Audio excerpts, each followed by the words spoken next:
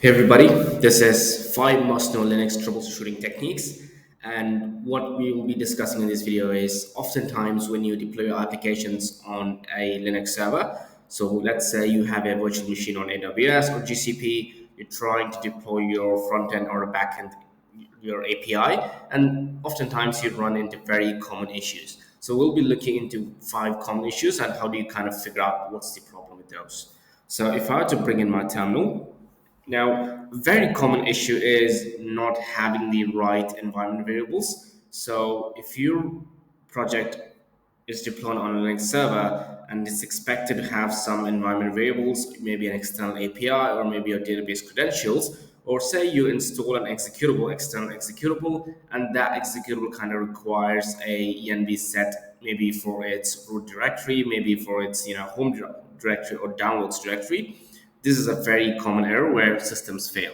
So the way you can kind of check that is oftentimes, let's say you have so this is the empty folder. Say you have your project folder inside the proj folder. So if I just go inside it, oftentimes people paste the environment variables using just a .env file. So you can just cap that env. For example, in this case, because this is an empty file, there's no env. So let's say I add vim.env, say API or equals some random stuff, and then close it off. So you can just confirm in your production server, like, do you have the env on this technique? Now, oftentimes you wouldn't do this. You would load your env from an external, a secrets management service. So you want to check if that secrets management service has correctly, linked to the virtual machine or your instance, cloud instance.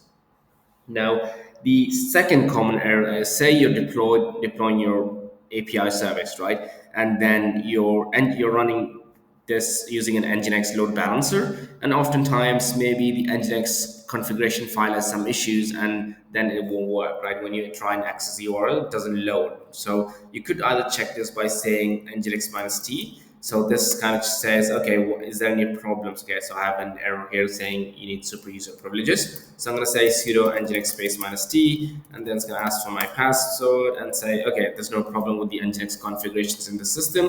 Now you're good to go. If there is an error, it's going to say of all the files where Nginx will check for configurations files. So it will check for configuration files in the conf.d folder and sites available folder and sites enable folder. So if there's any file, it'll right away and complain, hey, there's some problem with this file. You kind of need to fix this before you can run, before your application works.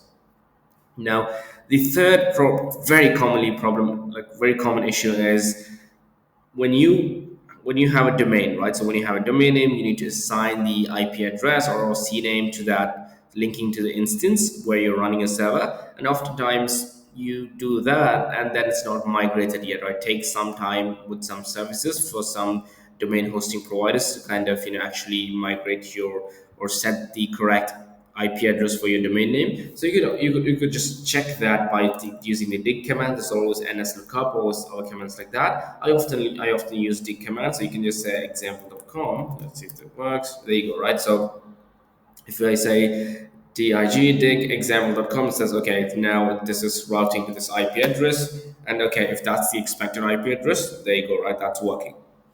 If it says nothing, if it displays the older server's IP address, then the problem is with the DNS service.